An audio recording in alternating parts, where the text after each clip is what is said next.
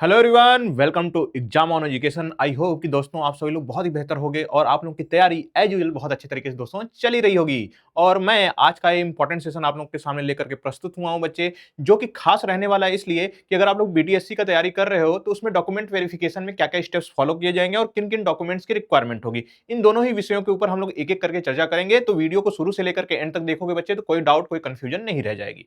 उसके बाद भी अगर बीटीएससी से रिलेटेड कुछ भी डाउट है बच्चे तो प्लीज वीडियो के नीचे कमेंट करके हमें बताइए, ताकि आपके डाउट का सॉल्यूशन आप लोगों तक पहुंचाया जा सके। और सेशन में आगे बढ़ने से पहले आप लोगों के डिमांड के बेसिस पे मैंने यहां पे दो बैचेज यहां पे बनाए हुए हैं बच्चे। अगर मेरे पास जो जिन बच्चों का डिमांड आ रखा था बच्चे, वो आ रखा था आपके एक मशीनिस्ट ट्रेड के लिए ज्यादा से ज्यादा आ रखा था, फीटर ट्रेड के लिए आ रखा था। अगर आप लोग बोलोगे, आप लोगों की अगर डिमांड होगी बच्चों, तो वेल्डर ट्रेड के लिए भी मैं इसी तरीके से बैचेज ला दूंगा, जिसमें कि जो प्रारंभ तिथि है जल्दी से इनरोल कर सकते हो बच्चे। 10 अगस्त से स्टार्ट हो गई है, 10 अगस्त से मतलब स्टार्ट होने वाली है, ठीक है। तो अभी आप लोगों के पास 4 से 5 दिन का टाइम है, जल्दी से जल्दी इनरोल कर लीजिए बच्चे, क्योंकि लिमिटेड सीटें हैं, ठीक है। अब बैच की प्राइस की बात करें बच्चों, तो यहाँ पे 999 की बच्चों प्राइस आप लोग को दिख रही होगी। ये सिंपली बच्चे डिस्काउंटेड प्राइस है, तो आप लोगों को परेशान नहीं होने की जरूरत है कि ये कैसा प्राइस है कैसा नहीं। बहुत ज्यादा प्राइस है बच्चे, आप लोगों को लग सकता है, लेकिन जितनी मेहनत जितनी एफर्ट मैं करने वाला हूं आपके सिलेक्शन को कराने के लिए, वो बच्चे इसी में हो पाएगा। ऐसा नहीं है बच्चे कि जो चीजें आप लोग को यहाँ पे मिल रही हैं वो क्या है बच्चे, आपकी लाइव क्लासेस मिल रही है, पीडीएफ मिल रही है, डीपीवीज मिल रही है,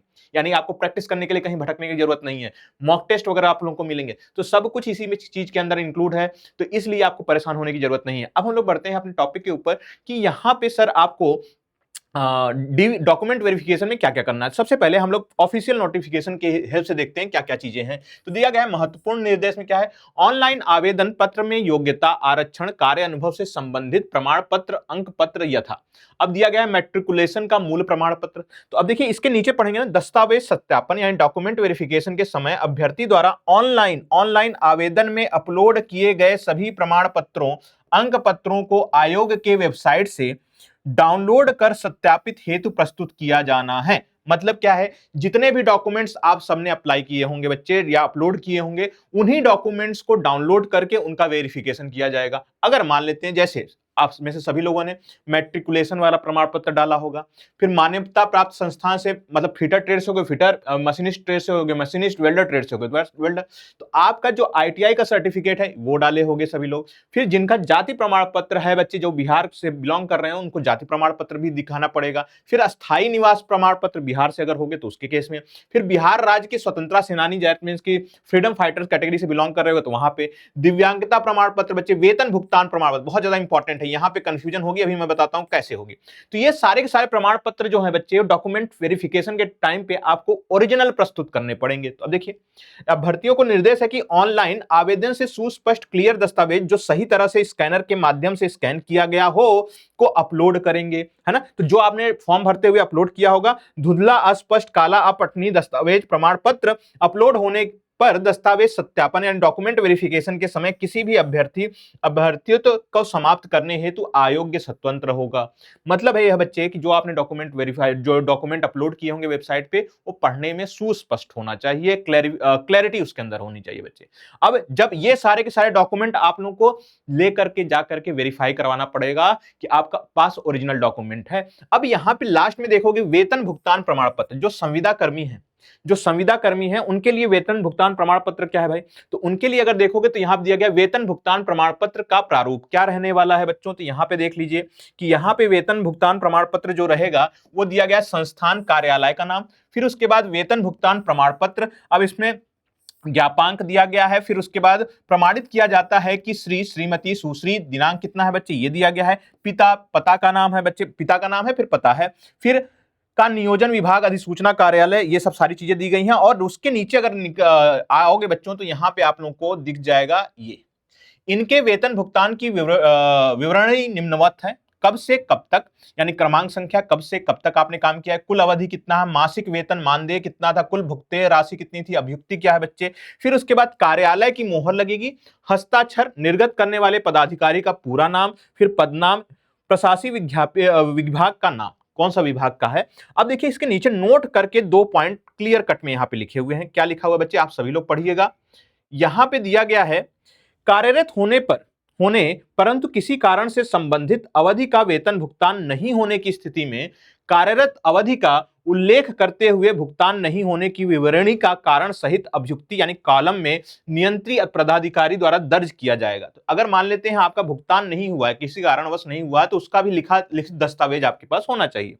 अभ्यर्थी के कार्यावधि के निश्चय वेतन भुगतान की अवधि के आधार पर ही किया जाएगा। तो जो आपका एक्सपीरियंस बनेगा ना, वो आपकी भुगतान की अवधि कब से कब तक का भुगतान हुआ है, उसी के बेसिस पे आपने 6 महीने का किया है, 1 साल का किया है, 2 साल का किया है, उसी के बेसिस पे बच्चों किया जाएगा। तो ये डॉक्यूमेंट बहुत ज्यादा इंपॉर्टेंट है। अगर आपके पास एक्सपीरियंस है, संविदा के ऊपर हो, तो बच्चे ये डॉक्यूमेंट जारी होंगे बच्चे इसी फॉर्मेट में। किस फॉर्मेट में बच्चे, फिर से मैं दिखा दे रहा हूं।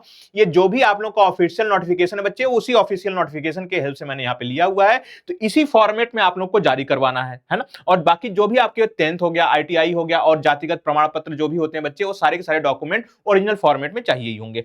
अब हम लोग बात करते हैं बच्चे, ये तो हो गया डॉक्यूमेंट वेरिफिकेशन का जो प्रोसेस है बच्चे, वो कैसा है, क्या क्या डॉक्यूमेंट्स लगेंगे, वो सारी चीजें मैंने आपको यहां पे बता दी है। अब बढ़ते हैं बच्चों वीडियो के उस सेक्शन में जहां पर कि आप लोग अगर मेरे साथ गाइडेंस लेना चाहते हो तो उसके लिए क्या करना है। सिंपली टेलीग्राम चैनल से जुड़ जाना है। क्या है, आईटीआई बाय विवेक सर। अगर आपने आईटीआई कर रखा है सिर्फ और सिर्फ, और आईटीआई एग्जाम को टारगेट कर रहे हो, उस केस में आईटीआई बाय विवेक सर, क्या सर्च करोगे, आईटीआई बाय विवेक सर, या स्कैनर को स्कैन कर सकते हो।